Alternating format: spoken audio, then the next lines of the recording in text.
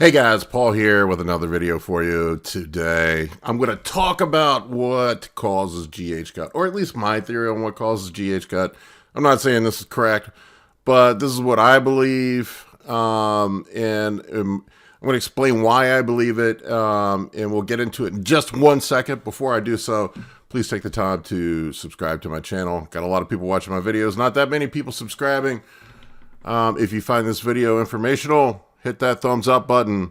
If you want to get in contact with me, my contact information is below in the video description. I am at Paul K. Barnett on Instagram, and you can email me at bigp3rd@gmail.com. If you have questions or comments, put them in the comment section below. I will do my best to answer each and every one of them and potentially feature one of your questions on a future Q&A.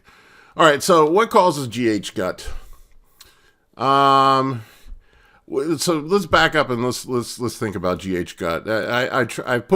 Trust me, I put a lot of thought into this one, and I have my theories on it.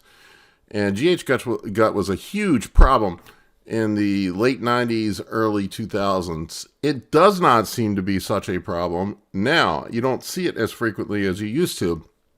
And certainly guys aren't using less drugs than they were then. I know that's not true. GH is cheap and readily available, cheaper than it was then. It's not cheap, and more readily available. So I know guys are using more GH than ever. Guys are using more insulin than ever. So that's not it either. So I'll tell you what my theory is and what has changed. I've been at this for a long time. I've been, lifting weights and paying attention to bodybuilding off and on for 30 years now.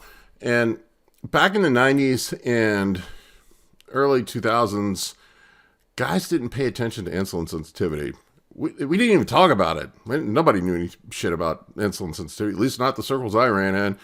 And, nobody even considered it. And GH, when taken in excess and over a period of time, starts to blunt insulin sensitivity over a period of time. Eating high amounts of calories over a period of time also blunts insulin sensitivity. So we know that we need to pay attention to that now. And nobody used to. Nobody paid attention to that. People check their blood sugar now. People also use drugs like metformin and supplement with berberine to help improve insulin sensitivity. And are proactively using things like Lantus to take pressure off of their beta cells in their pancreas to keep insulin production moving. So my theory is that because guys monitor and pay attention to insulin sensitivity, that you have less inflammation and visceral fat storage. Worsened glucose sensitivity. When your glucose sensitivity goes down the toilet, your body can't store excess glucose properly. The muscle cells can't uptake glucose and glycogen. The fat cells, the adipose tissue, subcutaneous fat cells can't absorb the excess calories and store them as fat properly. And what ends up happening is your body stores it as visceral fat and liver fat. And so what you end up with is fat around your organs, and your liver gets inflamed, and there's a bunch of other things. Like, it's just a cascading set of problems that happen. Gastric emptying sucks because your body can't uptake glucose. You end up with inflammation in the digestive tract. And people pay more close attention to those things now and are managing that properly. And I think that's my theory why you don't see GH gut as prevalent as you used to. And there used to be this theory that organs were growing and severely enlarged from GH. And we do know that GH can cause some organ growth, and you have to take incredible amounts of it for it to do that. But I don't think most bodybuilders are taking enough over a period of time to cause that type of organ growth. The reason why I say this is because we look at guys that have retired that had huge GH gut. It shrinks up.